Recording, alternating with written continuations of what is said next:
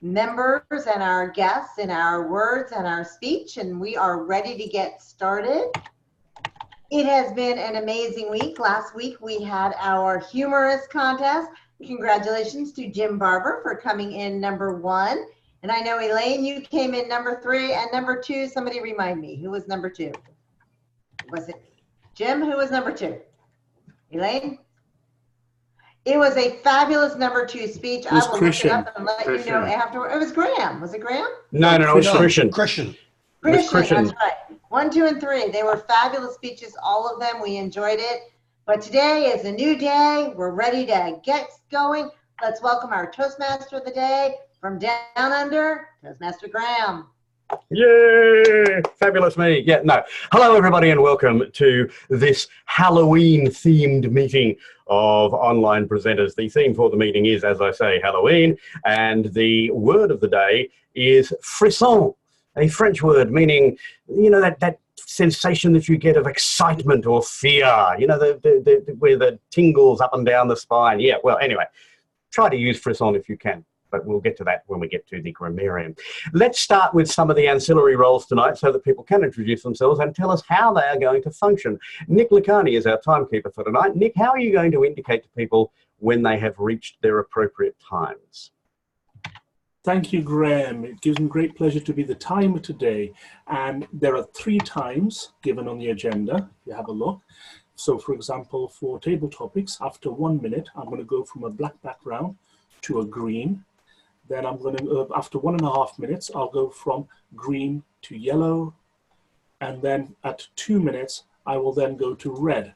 After 2.5 minutes, I think I'm going to be a flasher and I'm going to go woo, woo, like this. And back to you, Mr. Toastmaster. Thank you, Nick. So watch for Nick and please try and stop him from flashing us all. We don't need to see that. And it also means that we have run out of time. Our next ancillary role would have been the R counter, but quite frankly, I don't like R counter. So as Toastmaster, I've dropped that role. The grammarian, on the other hand, is now who did we say was going to be our grammarian? That was going to be John. Hello, John. Tell us about your role as grammarian. As the grammarian, I will be listening for the use of the word of the day of frisson, and also for the use of proper English language to get our grammar down, and looking for some very colorful and impressive things as well, and reporting back at the end of the meeting. Thank you, John. We'll look forward to that. One of the unusual roles in this club is the watcher, but that's because we are online. So to tell us about her role as watcher, NIEBDEING, Elaine Nieberding is here. Thank you, Graham, for remembering my icebreaker speech of a year and some ago. The watcher watches how people are framed within our little Hollywood squares here. I look at lighting, I look at use of gestures within the frame, I look at use of backgrounds, and if someone's giving a PowerPoint, that kind of thing. I'm watching the visual presentation. Fabulous. Thank you for that, Elaine. I often say that where technology is concerned and public speaking is concerned, there are those people for whom technology has failed in the past, those for whom technology will fail in the future, and those for whom technology is failing right at this very moment. Right at this very moment, my printer has decided it's going to go on strike. And so I can't tell you who the chat monitor is because while I wrote it down and printed it, the printer's not going to tell me. So who said they were going to be chat monitor today? I can't remember. In that case, it must have been Tiger still. No, Jimmy, tell us what you're going to do as chat monitor. I'm going to monitor the chat, see what kind of conversations we have, and also pay attention to whether anybody's writing a lot of chatting while speeches are being given, because that can be distractive. So usually don't try to write chat while somebody's giving a speech, because you can't write and listen at the same time.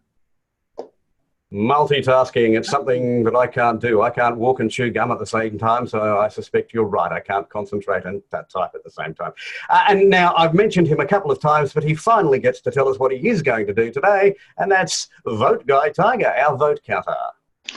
Well, thank you, Graham. So I will be counting the votes for speeches, table topics, and evaluators. So everyone, please have your voice heard. And if you vote for yourself, I won't tell anybody. Thank you.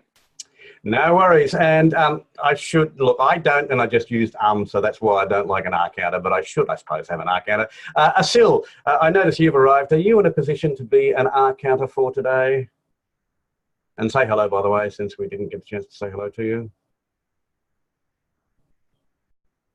No, Asil must be still setting stuff up. All right, no R counter. You escaped, David.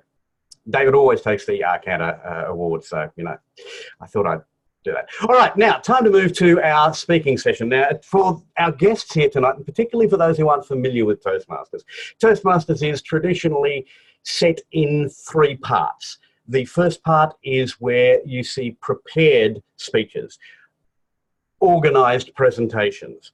The second part, there will be table topics, which is where everybody gets a chance to speak off the cuff, extemporaneously, and get that frisson of fear when they realise that they're about to be asked. And the third part, and probably the most important part for Toastmasters, is the evaluation section, because we can all flap our gums here, and that's not particularly useful unless we get feedback. So we will have 3 parts today. The first part is our organised speeches.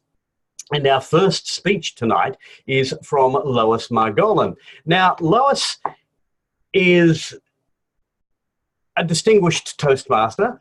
She is also an active member of the American Business Women's Association. So, ladies and gentlemen, please join us as Lois walks us through the magic of a successful event with a speech entitled 3 Times a Charm, with timing at 5, 6, and 7. 3 times the charm. Lois Margolin. Thank you, Mr. Toastmaster of the Day, my fellow Toastmasters, and my welcome guests. 3 times running an event. You would think you'd have it right by then, right? Back in 2015, my girlfriend and I were co-chairs of ABW Day. That is the American Business Women's Day.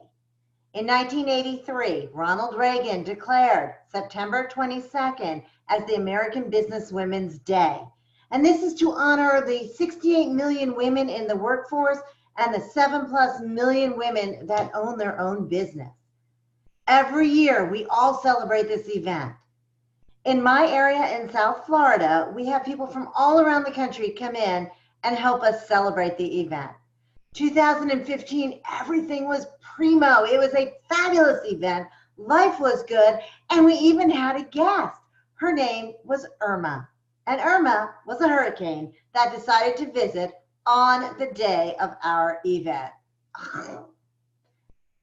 Luckily, the hotel acknowledged that this is beyond our control and refunded everything so we could refund all of our tickets and people could get their airfare back. It was horrible. It was so depressing. And my co-chair said, "We need to do this again." I looked at her like she was insane. And I said, "Why?" She said, "Because we didn't get to show how awesome we are." Okay, you got a good point. So we decided to do it again in 2017. 2017 really did go off without a hitch. It was a fabulous event. We were all really happy with it. And then we started talking about 2018 and 2019. And 2018, we had some other people running it, but 2019, they asked my co-chair and myself to run it again because we've done it twice. And here's the kicker. The hotel we normally have it at, they were going through renovation. So we were going to have to do everything brand new. We can do this. We're experienced. We get it. We said, yes, of course we'll do it. We found a new location. We signed up in November. Now remember, our event is in September, so we had plenty of time to plan. Life was good. I went on a 2-week vacation. You know, everything happens when you're on vacation. I don't get that, but that's when it all hits. I'm on vacation in Italy and I get an email. As soon as you get back, you need to call the hotel. Why?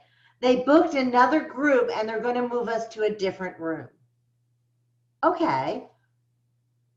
I knew this was going to be a problem because I knew what we had and I knew what the hotel could plan. This is where my Toastmaster leadership skills totally kicked in. I had my co-chair immediately call the old hotel and find out, where are you in the renovation stage? Only to find out they hadn't begun the renovations and they weren't going to be doing it until next year. My next question, do you have this date available? Can we get that date? And can you match the price of the existing hotel? Yes, yes, yes. All my boxes were checked. I went with my council chair to the new hotel and sat down with them, and I let them talk about everything and why they're moving us and where they're going to put us. And yeah, we're going into the very back. I almost could have lived with this until they said this one statement.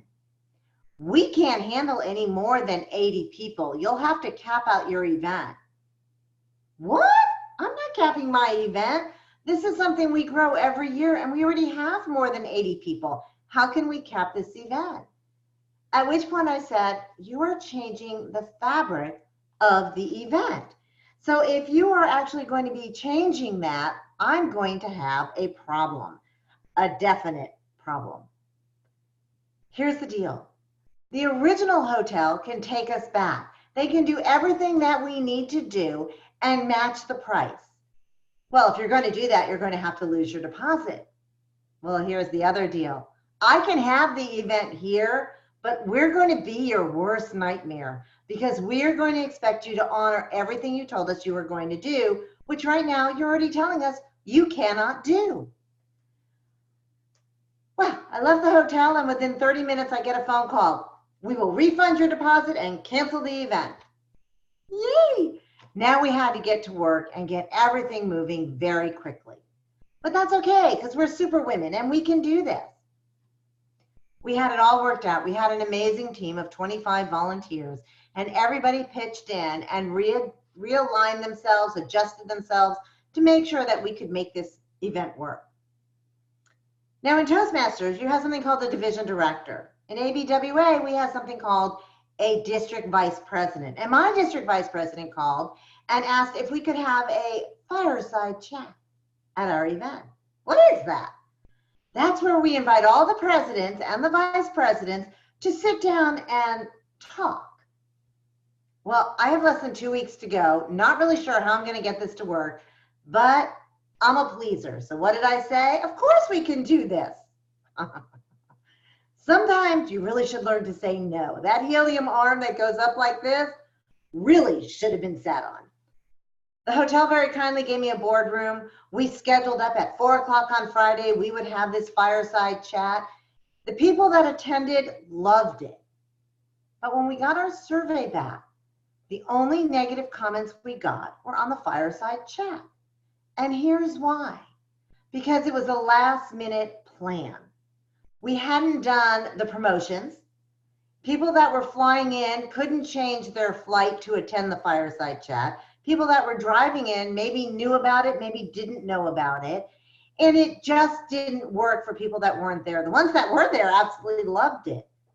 My lesson learned on this was when somebody asks you to do something at the very last minute, step back and see whether or not you can do a good job. And if you decide to do it, that's okay. We're now getting ready to choose our 2020 co-chairs. And I'm wondering, let's see, does Irma count? And then I had it again and again. So that's my 3 times. 3 times should be a charm. And I should be out of the running for this event. But if I'm in the running again, I'll just count this as my 3rd time because I love running conferences. Mr. Toastmaster. Thank you, Lois. Thank you for that. And I'm going to say I have to organise a couple of area and division speech contests. Can I invite you over to do that? No, that doesn't work that way. All right. Our second speaker today is David Carr. Now, David is a DTM and he's speaking from the Visionary Communication Project, Level 2, Learning Your Communication Style and Understanding Your Communication Style. When I got the introduction from David, it simply said, David doesn't have time for small talk, which seems somehow appropriate, given that the title of his speech, for a period of 5 to 7 minutes with lights at 5, 6, and 7, is Let's Get Right to the Point. David Carr, let's get right to the point. Well, thank you, Graham. Now I'm going to try and put aside the frisson of public speaking, of speaking to you all. There's no I counter, so maybe that means I shouldn't and ah. Maybe that means I should relax, take a deep breath, pause every once in a while, and move on with it. We're going to try. We're going to try. We'll see. Somebody can unofficially count Oz and tell me how I did. I have a very exciting slideshow to show you, which shows that when I went through this little quiz that they ask you to do to determine what is your communication style, it was 5 direct, 4 analytical, 3 supportive, and 0 initiating. Well, I have to say, the 0 initiating, I don't know if I entirely deserve that. 0 initiating is supposed to be sociable, fun-loving, enjoys relationships, values relationships. Am I that bad? It does make me sound like I am no fun at all. And I like to think I'm a little bit of fun, but it's true that I too prefer to be direct rather than beating around the bush. I want to get to the point. A lot of my communication with people is to accomplish something. When I was working as a newspaper reporter, I remember a state senator told me, "That's what I like about you. You get right to the point, no chit chat." He probably didn't actually like that about me, because politicians are naturally gregarious. That's how they get to be politicians. That's how they get to be elected. And so maybe he didn't like that about me, but it was definitely my style. I would come up to somebody very directly. "Are you in favor of the bill? Did you take the bribe?" That's what I want to know.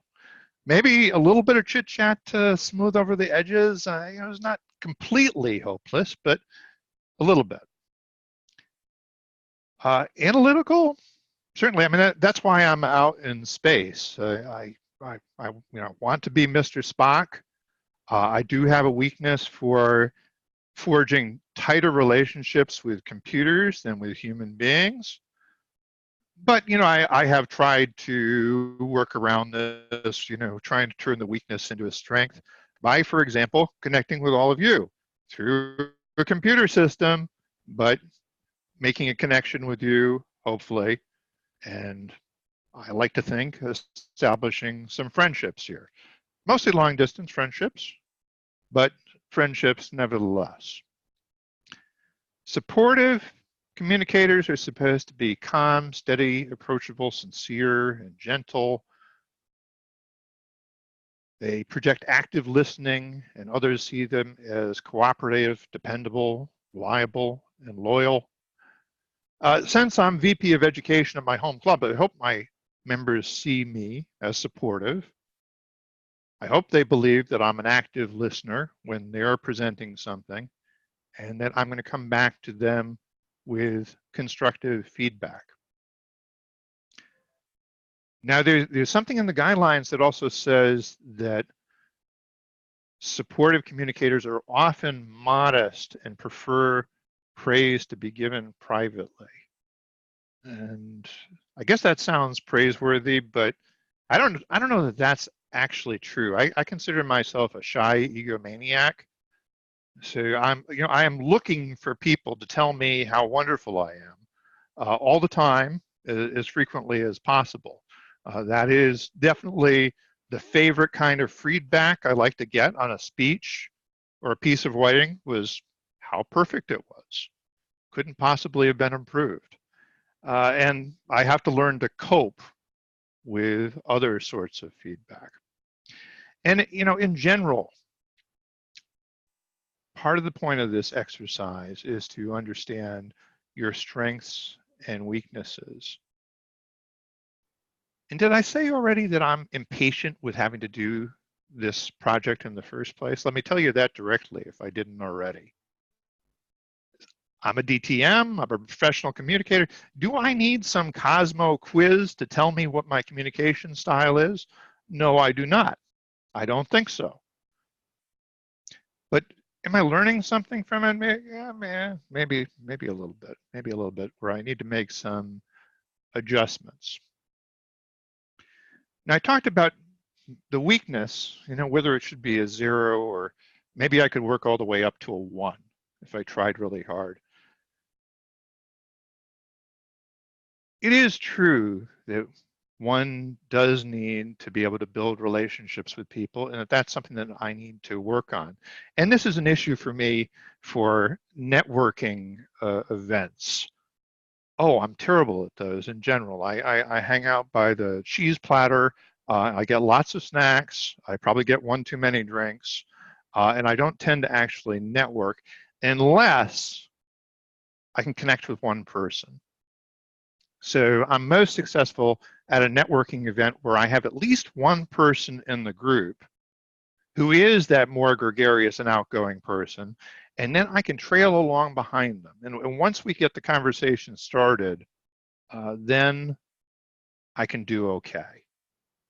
And so that's how I met my wife, actually. We were both going to a Society of Professional Journalists event, and she met one of these super connector people who talks to everybody, and my wife will talk to everybody.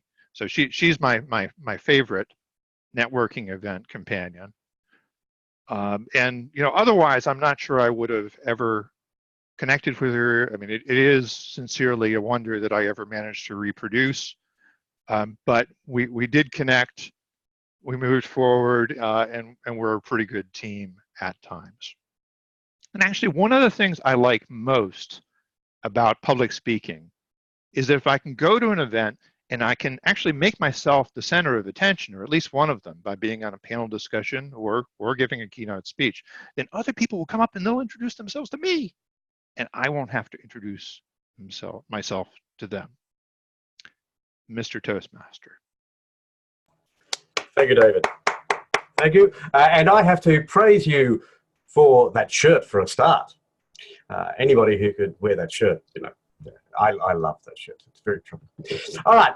Our third speaker today is presenting an icebreaker. And as a Toastmaster of some experience, I have to say I still find the icebreaker to be the most exciting speech as an observer, as an evaluator, just as a member of a club. I love to see people taking that first shaky step sometimes, or bursting onto the scene like a firework. But I just love to see people giving their icebreakers. And so that's why I am so pleased to see that we have an icebreaker today from Anna-Marie. Now, Anna-Marie Diaz is doing leadership development as her path, and she's doing level 1, Mastering Fundamentals, the icebreaker. She was born in Austria, grew up in Venezuela, studied in Switzerland, now resides in Miami. She has various jobs, she says, and she enjoys all of them. All? Yes, she's a real estate broker, a travel agent, a yogi and Pilates instructor. I am really looking forward to hearing Anna-Marie Diaz for a time of 4 to 6 minutes, please, Mr. Timekeeper. So a green light at 4, an amber at 5, and a red at 6. With life is full of challenges and opportunities. Anna-Marie Diaz. Anna-Marie Diaz, life is full of challenges and opportunities. Thank you. Hello, everybody. Good evening, Madam President, Toastmasters of the Day, fellow Toastmasters, and all guests. As you see, today is my first icebreaker ever. So I'm really new to Toastmaster. And as you can see, it's already a challenge. And I picked this up as my topic. Myself, I was born in Austria. As a baby, went to Venezuela. I grew up there. And when I was 10 years, my parents divorced, which was a very sad event for myself because my whole life I was just a kid and I was happy. And suddenly everything got destroyed. So when I was crying to my dad, because I really didn't want to leave him, he was telling me at that point, Anne-Marie, you have 2 choices in life. You can see that now living is a disaster. It's really a big event. Everything is negative. You have to go someplace you don't know things. But you have the other choice that you can see it with a positive eye and take everything that it comes with it. Like you're getting to know new countries. you're going to learn new languages, you're going to have new friends, and you're going to be able to come here every summer for vacations. I picked up the second one. So I went bravely to Austria without speaking any German, only Spanish. With my disadvantage, no schools were there that spoke Spanish. So I had to go to a boarding school where they only spoke English. So my first year in a different country was learning English and German at the same time. On the other side, I saw snow for the first time in my life, and how exciting. It was magnificent, and I was so lucky that I could ski every day after school. It was really something I could have never experienced in Venezuela. So I went back to Vienna. I studied at high school with all my challenges. And after high school, I decided I wanted to do hotel management. So I went to Switzerland. There again, it was the French part of Switzerland. And over there, I had to learn French. And all my studies were in French, which again was a new opportunity to learn an additional language. After there, I went back to Venezuela. And there, finally, I can work in a hotel. And I actually worked in a very good hotel. And with the time, the situation became worse there, the economic one. And we decided to come to the United States. In the meantime, I had already a husband that I met there and a baby. And when I came here, I was very excited. I wanted to work right away again in the hotel business. Unfortunately, I had no working papers. So nobody would take me here. And I was trying everywhere, but nothing happened. So there was an opportunity in that field at that point. And by the way, up to today, I never worked in the hotel business again. And then my husband I was fortunate, he had already green card. So he applied my papers. For my bad luck, the immigration officer thought that I married him because of papers, and she withheld all my paperwork in a drawer for 6 years.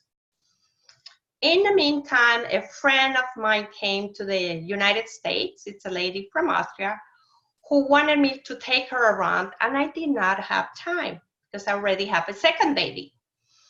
And she asked me one day to go with her to a place where somebody would go speak German and they do tours. So I started there. And when I went there, I started a good career. I opened then with the guy a business, everything. When I was working like a crazy lady, 24 hours, almost 7 days. And it kept on going. So I started then with yoga, with Pilates, everything. And then the one challenge that really stuck in my life is I got a hip issue. And that hip issue was something that did not go with me. When you exercise, that I could not understand. And at the end, I tried everything. I had to go and do a surgery. Surgery was not in my options. I had to do it. And afterwards, I could not work. So the surgery was really a lesson. And the lesson is I had to stop. I cannot keep on going like that crazy lady that I was. And that scene that I was there already in that, I decided now I have to change my life. And one of the things that I decided is to join Toastmasters, one of the part, because that will give me the ability, not being running around like a crazy lady, but organizing better my time, do things more on the internet, or gather people together instead of me going from person to person. And besides that, my whole life is structuring different. Everything has changed. So from something that was such a big challenge, it became really a good opportunity for me. And I'm looking forward to that.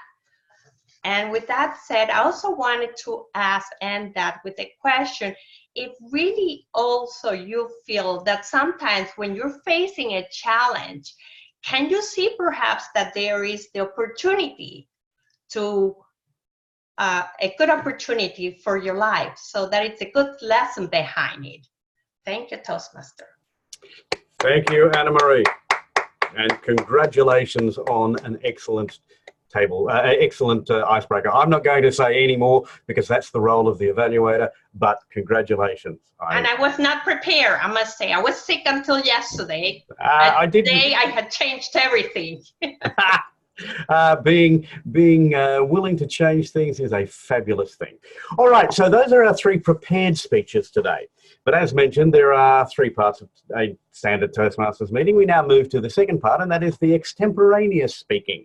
The chance for everybody to speak off the cuff, to speak without preparation, to speak without knowing what they're going to be talking about.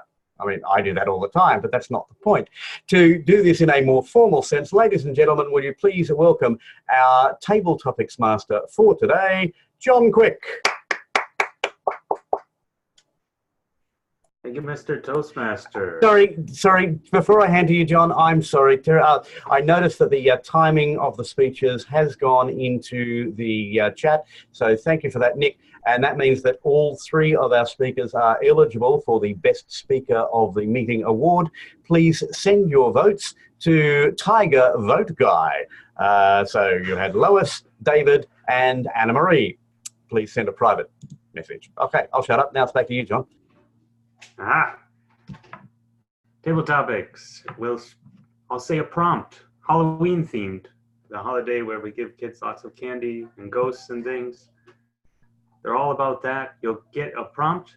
Someone will be called on. If it's you, you'll have 1 to 2 minutes to do your best to entertain everyone with your response. First up, our prompt is, who would you like to show up at your door late at night this Halloween? Who will give you the biggest frisson if they showed up at your door this Halloween? Evan.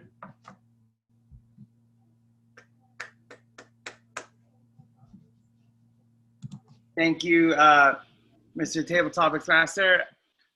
I am here in the Philippines. I moved from my wife was living in San Francisco. We sold our house and moved down to Palm Desert so that so she could be closer to her mom while I had more time to be here in the Philippines and build my business.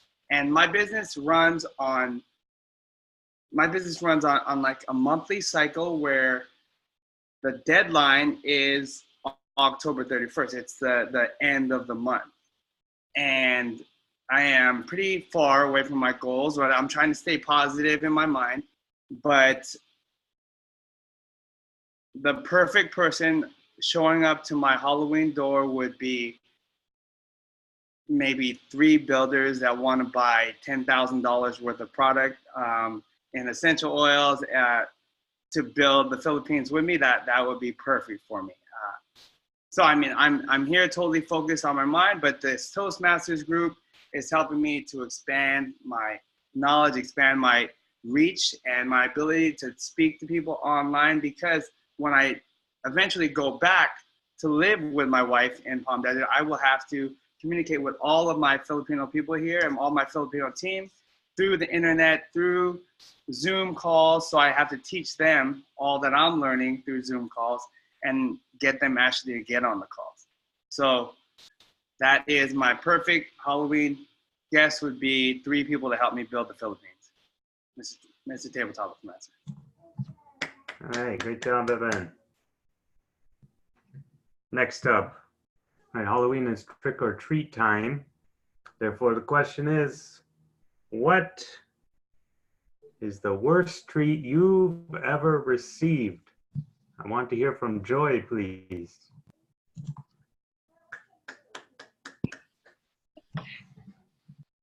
I'm not probably the best person to answer this question because in Northern Europe, we don't celebrate Halloween. So I have not experienced many Halloweens in my life. I think only actually twice in the US.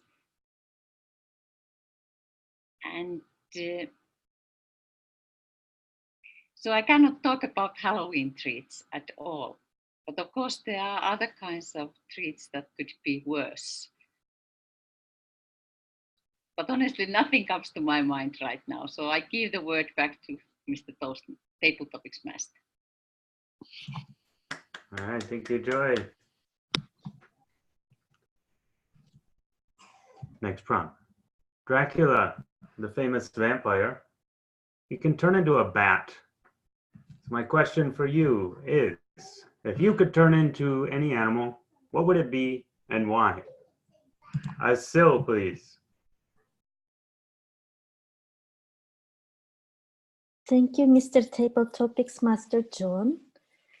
Let me share my first experience of Halloween. It was the first year we just came to the US. I think in January we settled down. I was having this freezing of excitement of exploring around, going to the beach in Pensacola, and learning. So October came. One day I heard this knock. I opened the door. There were a bunch of teenagers standing, looking so scary. And I shut the door in front of them and ran to the back room. I was so scared and I didn't know what to think. Then I called my husband and he explained that it was Halloween. So he said to me that I should buy candies, and when people come, I should give them candies. So that was my first experience, because we don't celebrate Halloween in Kazakhstan as well. So Dracula, what animal I want to be turning? Maybe a cat, because I'm a cat person. I love cats. They're so gracious. And I think their character, their personality, it's kind of maybe similar, because I'm affectionate at them, and I like being lazy. I like sleep a lot. I like eating, just do nothing. So this is me. So back to you, Mr. Toastmaster, Table Topics Master. All right, thank you, Sil. Next topic is, all right, the other half of Trick or Treat. What's the best trick you've ever played on someone? I'd like to hear from Swati, please.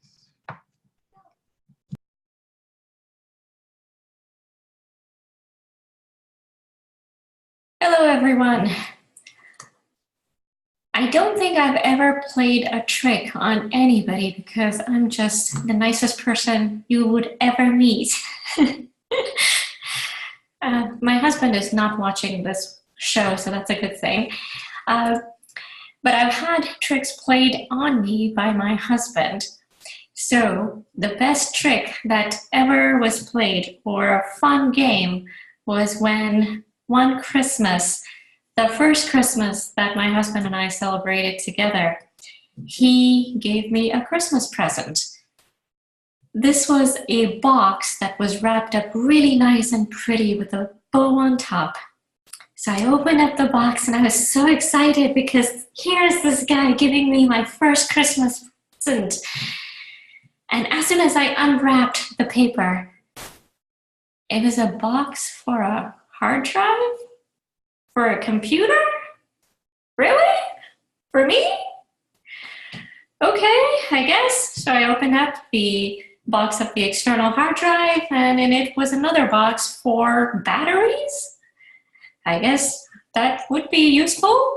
And I had to keep unraveling these boxes of these electronic equipments until I finally got to the actual present, which was an iPod. Yes, it was circa 2006. So an iPod was a very big thing. But that was the best trick that has ever been played on me. Mr. Table Topics Master. Okay, thank you, Swati. Mr. Toastmaster, how many more can we do? We can go till, you've got another 2 perhaps. 2. Okay, great. Thank you. Next up, if you could dress up like anyone, who would it be and why? Psychoshore, please.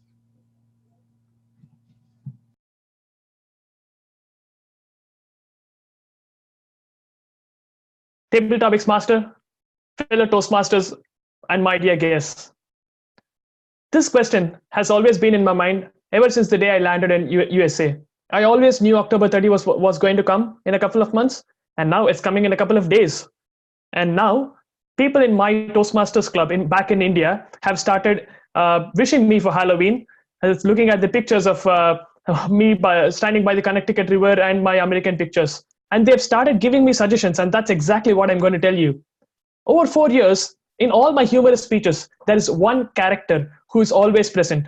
That character is called Swapna Auntie. Now this Swapna Auntie is the person who always gets hit when I hit a cricket ball. This Swapna Auntie's daughter is the person who I hit upon. This Swapna Auntie's husband is the person who I argue with. So all through my speeches, I have had this character called Swapna Auntie come along with me. And that Swapna Auntie is the lab rat for all my humorous experimentations. And then today morning, incidentally, I didn't know this topic was coming. Today morning, people just started spamming our old Indian Toastmasters group by saying, Sai Kishore is going to dress like Swapna Auntie. Now, just imagine me standing tall, shaving my face, shaving my mustache, dressing up in a sari like a lady. How would that be? Wouldn't that scare my Indian apartment mates, Indian mates over here? That would be more scary than a vampire or Asel. That would be more scary than dressing up like a cat or any of that ghost for that matter. I think I might take that suggestion. I might get a sari from one of my Indian friends, from any of the Indian girls, and I might dress up as a Swapna Auntie, and I might post that picture for you to see. Over to the Table Topics Master. Thank you. All right, thank you, Psychoshore. And we'll be signing you up for your club icebreaker very soon, because we're all looking forward to this now. All right, the last topic for today. Let's do a reverse Dracula. You're a cat because you have magical powers, but now you can transform into any kind of humanoid creature that you want and scare people on Halloween. Jim Barber, can you please tell us how are you going to do it? Wow, Mr. Topics Master. I'm a cat and I'm going to adopt a human disguise and I want to scare people. I can think of several possible responses, but one of the goals of Toastmasters is to know your audience and not to go in a direction that's going to possibly offend or upset some people, which eliminates some of my most creative responses. Let's see. Excuse me. What could I appear as humanoid that would frighten everybody and yet would be politically correct and would not offend anybody? Wow. The only possibility I can think of right off is to dig into my magic box of props. I know it's buried in there somewhere. And I would appear as John M. Quick. I know that's a little frightening and little children might be scared by this, but I think most people could handle it.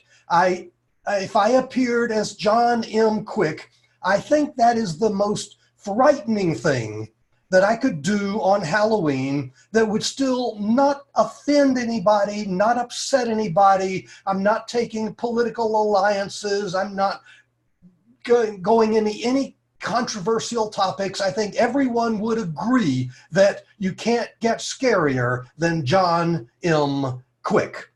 Mr. Topics Master. All right, thank you, Jim. Imagine me opening my door to myself on Halloween. Please, Mr. Timer, post the times in the chat. Everyone, when you see those times, as long as everybody's below 2.5 minutes, vote for your favorite speaker tonight in Table Topics and send that vote to Tiger by private message. It looks like everybody qualifies. Excellent. Mr. Toastmaster. Thank you, John. Thank you. I'd love the thought of John opening the door to seeing John.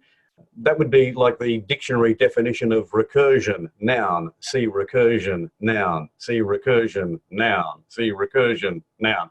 All right. As mentioned, everything in Toastmasters is evaluated. There is simply no point in us sitting here, standing here, however we are appearing, and not getting feedback. So to conduct the feedback section of the meeting, to call upon our evaluators and all of the other ancillary roles, ladies and gentlemen, please welcome our general evaluator for this evening, one of our newest members, Sakashore. Okay. Hello, everyone. I feel feedback and evaluation is a strong part of every meeting, and that's what brings speakers come back to speak again, and that's what builds culture within the club. For evaluating our first speaker, DTM Louis Margolin, we have distinguished Toastmaster Karol Prahinsky. Thank you, Sakashore. Lois, it's always a pleasure to hear your speeches. I always enjoy them. Now, this speech, I wasn't set up well. So the introduction said, oh, there's going to be something about this other organization that you also raise your helium arm for. And so I was looking forward to it, but it wasn't set up well in terms of what exactly is this organization? Tell us a little bit about it. What's your history with it? How long have you been there? Give us a little bit of teaser that, and this is what you give to the Toastmaster that allows us to say, oh, I can't wait. And boy, she is just an amazing person. She's going to be phenomenal tonight. I'm definitely paying attention to this speech. Of course, we always pay attention to all the speeches, but that would have been a nice introduction for the Toastmaster have, is fill that out a little bit more, flesh it out. Your background was fine. I love the books. I'm a book person, so maybe you were doing that to attract me, but I was very much into it. You started with a big sigh right after a few words. You said, ah. And at first I thought, oh my God, why is she doing a big sigh? And then it fit so beautifully into your speech, which was exactly this point, which is what am I doing and why am I doing it and signing up again a third time. So you described this event, you had this excellent guest visiting you. Excellent's the wrong word. You had a guest, a surprise guest perhaps, and she said, I'm here to stay and create havoc on your event. Her name was Irma. So very nice twist. We were on the edge of our seat trying to say, where is she going with this? Loved it. I also love your body language when you're conveying your message. You convey it with your full body. So you did have a little bit of helium arm, but notice my arm is a little bit outside the window. So I have to pull it back. That was my fault. You were not that far out of the window, but just try to keep it in the window so that, see, I keep doing it. I've got this reverse mirror thing on. Anyway, you get my message. Just make sure the helium arm is inside the window.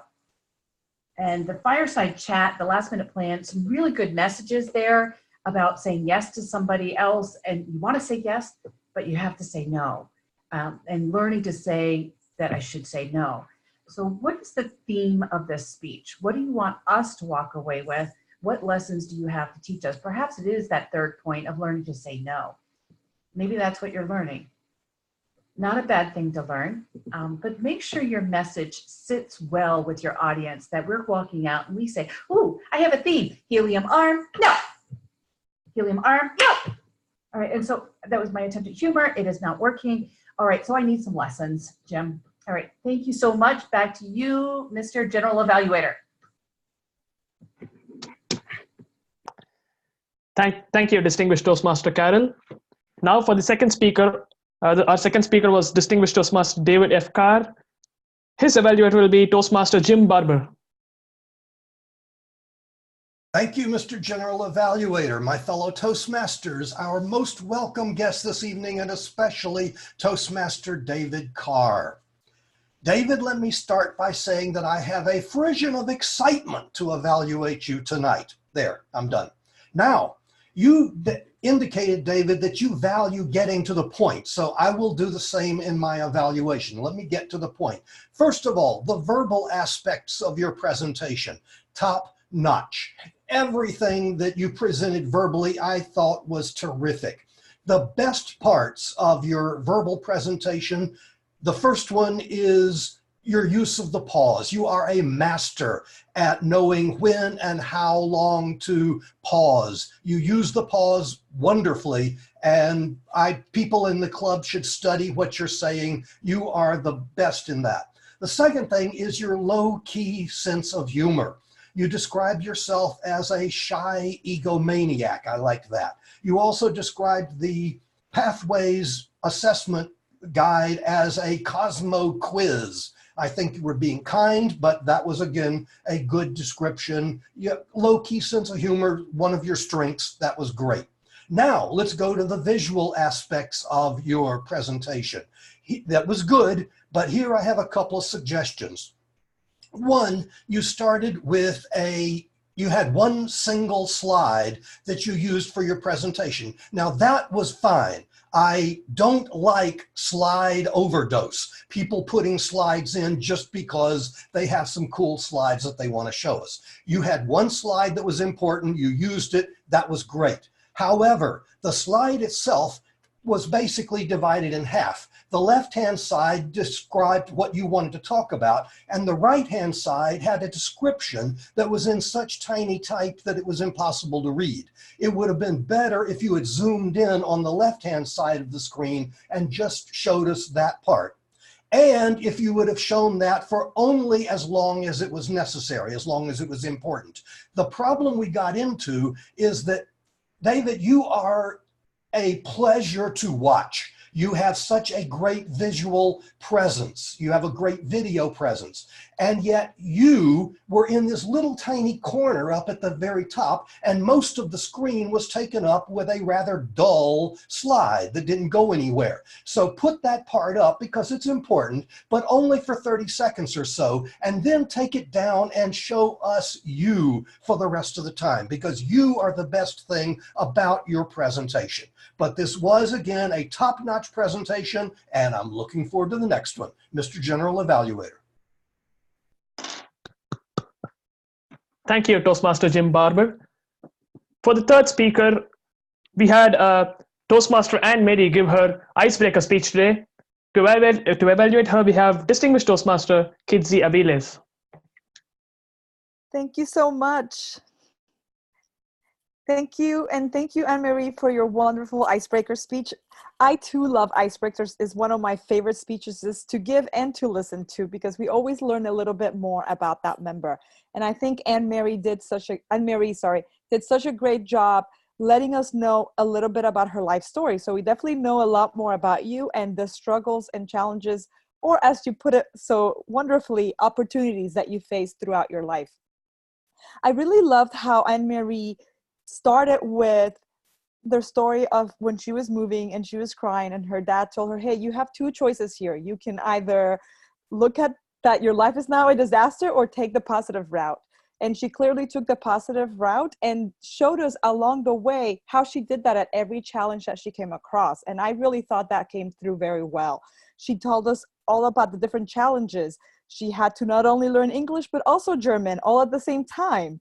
But the positive to that is, hey, now I can have snow all the time and I can go skiing. So that's just one example. I'm not going to recap the entire speech, but I thought that was really well done. And boy, does she have a lot of challenges and opportunities. And that's one of the pieces of feedback that I might give you for the next time. And this is your first speech, so this is something that you'll learn as you go, is to maybe pick a few things to dive into a little deeper instead of giving us so much. Sometimes it felt like, and then is kind of what you were doing. And so that's one of the things that I would suggest for next time is focus on maybe three things, the three challenges had the biggest impact in your life, and really talk about the positive and the negative that you overcame. I think that would help tie it together. But again, for your icebreaker, not a huge deal. It's something that will come with practice for sure. And going along with that pausing a little bit more between those things, you know, will help with that, so that we can focus on each of the vignettes, if you will, the little stories, and let it sink in a little bit before you move on to the next one. The only other thing that I will suggest, which was more of a little technical issue, and I think our watcher will go into a little bit more, but the way the green screen was happening, you had like demon eyes at times when it was sort of breaking in there. And that was a little distracting, but your story was so wonderful, and we were really able to follow it, that I was able to focus on you and not so much of that, but just something to work out for next time. Overall, I thought you had a fantastic speech, really get us to know you. And most importantly, I loved how you tie that together with why you joined Toastmasters and why you're here. What was that last challenge that caused you to come to this and help improve your life even further? Thank you so much. I hope that I'm around to hear much more from you. And thank you for giving us this opportunity to get to know you better. Back to you, Mr. General Evaluator. Thank you, distinguished Toastmaster Kidzi. That was a wonderful evaluation. We have had 3 good set of evaluations, and now I'm going to ask the timer to inform if all the 3 evaluations have qualified for voting.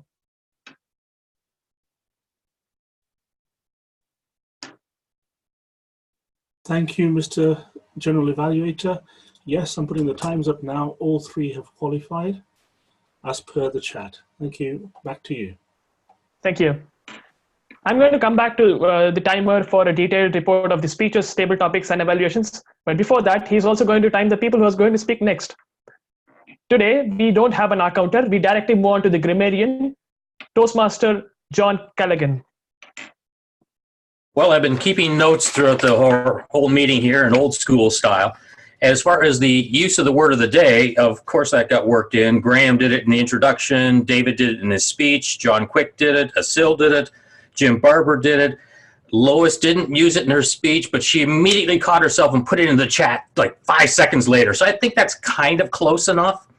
As far as misuse of the words, given that we're an advanced club, there's very, very little misuse. Anne Marie, I heard a small thing in yours where you said everything got destroyed. That was probably everything was destroyed or everything had been destroyed. It was definitely not everything got destroyed. So just given that it was a past tense, you have to pick a different word in there. Some of the things that really jumped out today in Lois's speech, everything was primo. Wrote that one down. In David's speech, the Cosmo quiz, noted that one. In Sakashore's table topics, talking about lab rats from my experience, that was one that I wrote down. And Carol's use of helium arm and looping that back around was a great use of the English language. So that's my report.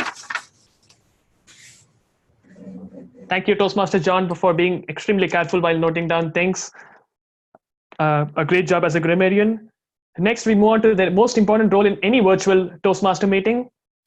It's the role of the watcher. And I'm going to call upon Toastmaster Elaine now.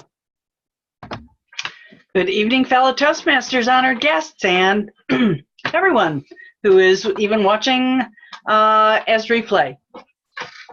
Once again, we have increasing use of great backgrounds in Zoom. It's such a great feature. And I'd like to invite everybody who's watching to pay particular notice to Joy and Asil. They really have the right balance of facial size to their background, a nice color contrast that's very inviting. I want to thank everybody who is here is really pretty well sized. Our guest Kitty, I'd like to see you just a little bit closer. And for any guest or person who is new here in Online Presenters, we'll give you guidance to experiment with your lighting so we can see you a little better. Swati, I loved your impromptu table topics response, and I wished you were better lighted because your story was so engaging, and I know you had facial expressions there. I just wished I could have seen them more.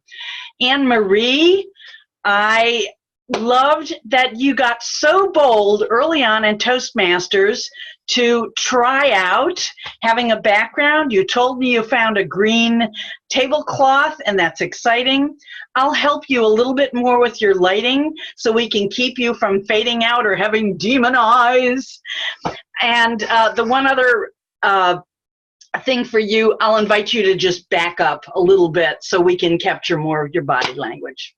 That's all, folks. Thank you, Toastmaster Elaine. That was insightful. And I would request all the role players to have a look at our timer, Nick, as well, who has been doing a really good job timing even the speeches of the role players. Next, we have our chat monitor, Toastmaster Jimmy Dent. Okay, chat monitor was interesting today. It wasn't excessive. I did count the word of the day. Frisson was actually talked about in the chat 6 times that I caught. And the chatting during the prepared speakers was virtually 0. Very good. That means we all paid attention to the speaker instead of trying to write on our keyboard. There was quite a bit of chatting about the bat story. What would you, when table topics, about converting it from a bat, what kind of animal you would want to be. And one person made a chat and they had to leave for a call. And there was quite a bit of right at the end here about screen sharing, how to turn it on and off. Overall, the chat was good. We were very active and a lot of different members included. Back to you. Thank you very much. Now, I would like to call upon our timer, Nick Lacany, for giving the timing report of all the speeches and the role players. Thank you. Paste in the timings for all the speeches. So all the speeches qualified, all but one table topic qualified, and all of the evaluations qualified as per the chat. Back to you, Mr. Evaluator. Thank you very much, timer Nick Lacany. Now, before going to the vote counter, I think that would be saving the best for the last, the results. So I would like to give my general evaluator report. Going on to the positives, today we had 22 participants, which is bigger number than the meeting that I attended last, which was 2 weeks ago. So kudos to all of us for taking our times on a Monday evening and coming and attending the meeting fully. I don't think anybody left in the meeting. That is a good aspect. And today we had 3 awesome speeches. The first one was by distinguished Toastmaster Lewis, who told the most important thing probably we could ever say yes to. That's saying no to a lot of things. That's exactly what Steve Jobs said. And then the second and third speech were given by a distinguished Toastmaster who has got his highest achievement in Toastmasters. And the third speech was given by an icebreaker given by a first timer in Toastmasters. Both were extremely personal connecting speeches, and I loved all the 3 speeches, and I am happy with the way the speakers are coming up and giving varied speeches in varied topics. Coming into the evaluations, I would like to say we had 3 different types of evaluations. DTM Carol mentioned about the specific aspects of her target speaker, while Toastmaster Jim Barber, as usual, used his humor and he used his 2 main qualities of noting down details and using humor for his evaluation. And then we had distinguished Toastmaster Kidzi, who did use the technique of telling the positives, positives, and then summing it up. One thing that I would like to say or share with all of you is, having been a judge for evaluation contests, I would say using a sandwich method for evaluation is something that works in a competition, or something that goes deep into the heart of the target speaker. Say a positive and then a couple of points of improvement, a positive again, and then sum up what you have done. If you sum up, there are 2 things. The target speaker would know exactly what you have spoken for the 2 to 3 minutes. Also, 15 points in an evaluation contest are given for summing up the evaluation speech. Don't lose out on that. And now I believe a gender evaluator's job is also in evaluating the table topic speakers in a couple of lines. First of all, the table topics master, John, had a great set of topics related to the theme Halloween. Well done, John M. Quick. And you also had a taste of your own medicine when Jim Barber said he would like to impersonate you. I think that was a taste of your own medicine, and you had to have that. And Toastmaster Swati, you said, rather than this is talking out of the box. Rather than talking about a trick that you have played, you spoke about a trick that was played on you, and I loved that. Toastmaster Even, you had we all have people who we want to meet in Halloween, and you had that. And Toastmaster Asil, you said we could you would turn into a cat, and then another table topic speaker used that, and the table topics master as well as used that for another topic. So this is how we collectively use the information that is there in the first parts of the table topic sessions in the next subsequent sections. All in all, today we had a great set of speeches, a great set of evaluations, and awesome topics in table topics by the table topics master. One place where we can improve is we can fill up the roles quickly enough just before say 7:35 so that we can get all the roles in a meeting. Today we didn't have an R counter, and as general evaluator, I feel that it would be great if I could have the entire tag team, timer, R counter, and grammarian. With that being said, this is my first time as the general evaluator in an online club, and thank you online presenters. I'm here to stay. Thank you, Mr. General Evaluator, for that insightful evaluation of the evaluations and other things in the meeting.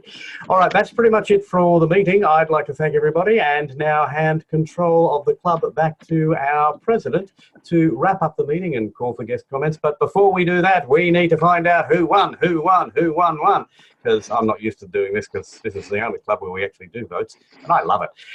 Tiger, will you please come forward and tell us who our 3 winners are this evening?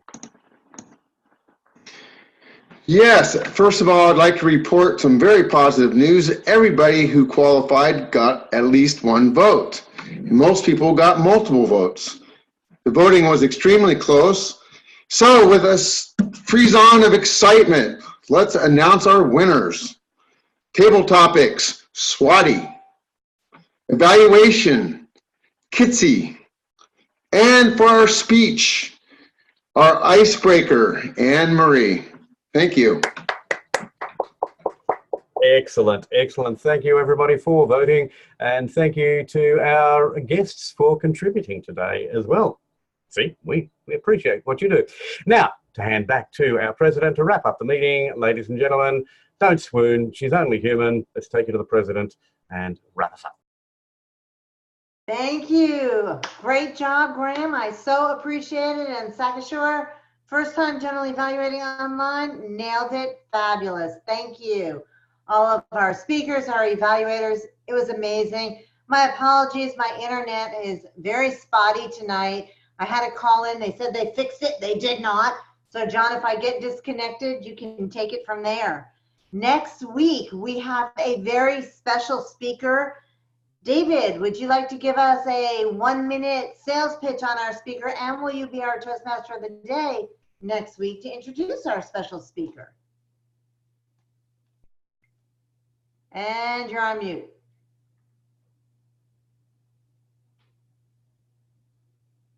Sorry, I didn't realize that that spot was open for next week, but yes, that would make sense. Jesse Cinto is a very experienced speaker, coach, business consultant. He had an article a little while ago in the Toastmasters magazine that was about understanding how you come across on video. And he was using the example of a guest spot, I believe, on Bloomberg News television. At any rate, big opportunity, and he had some things there that he needed to correct for himself.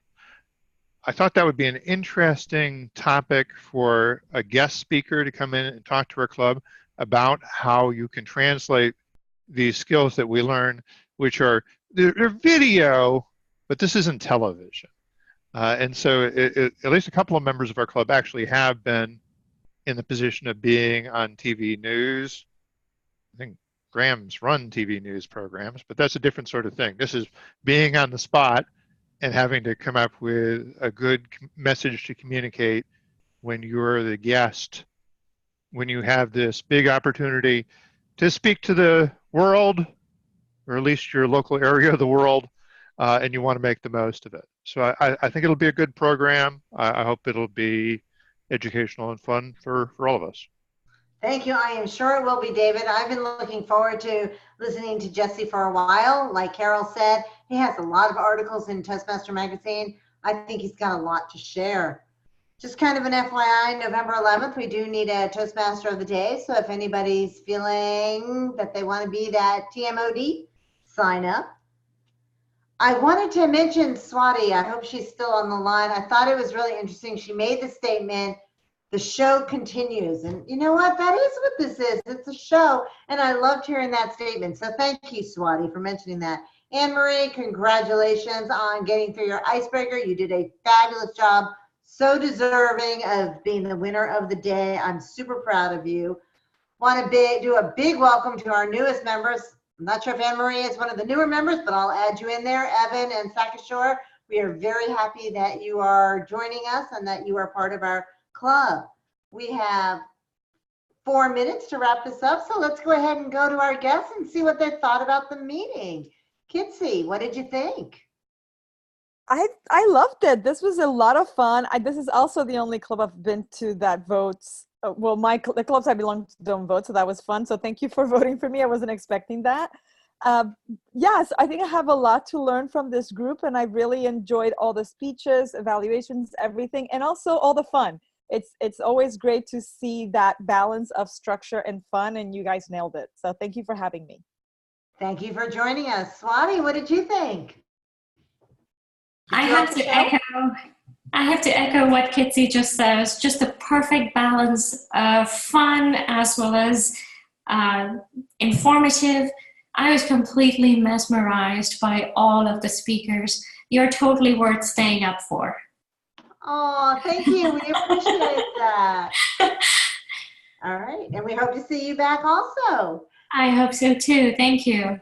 Thank you. Isabella. Hi.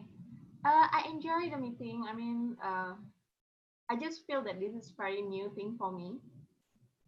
And then I feel because I'm not English native speaker actually, so I just feel that the level of your English is very different. So I have a lot of things to learn here.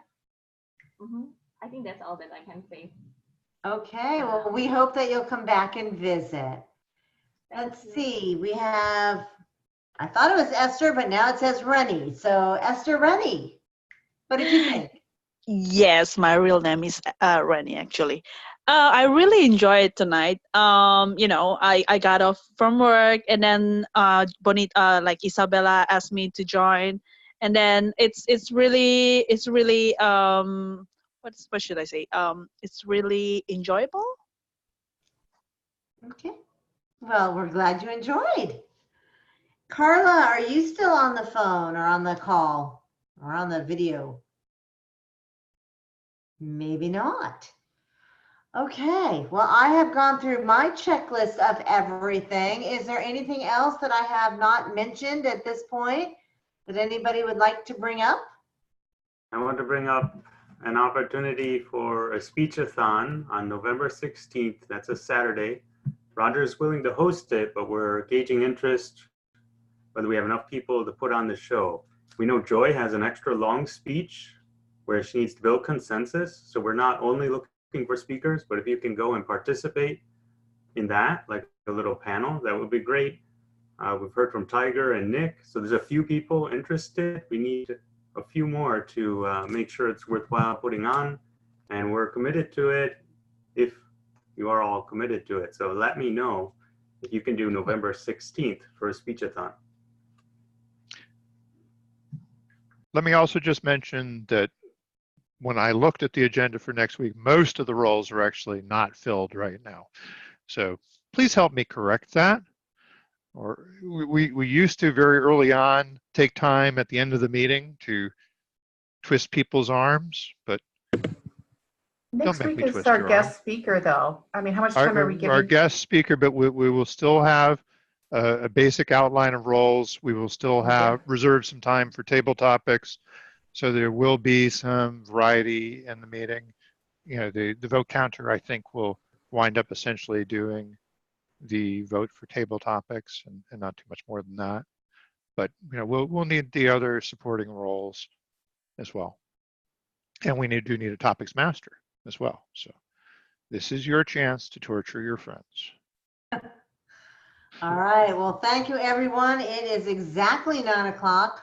We will stay on for another couple of minutes. So, David, if you're the original logger on, please do not disconnect everyone. And those that want to say that have questions, please feel free to stay on and we can chat for a couple of minutes. And if not, enjoy your week and we will see you back here next Monday.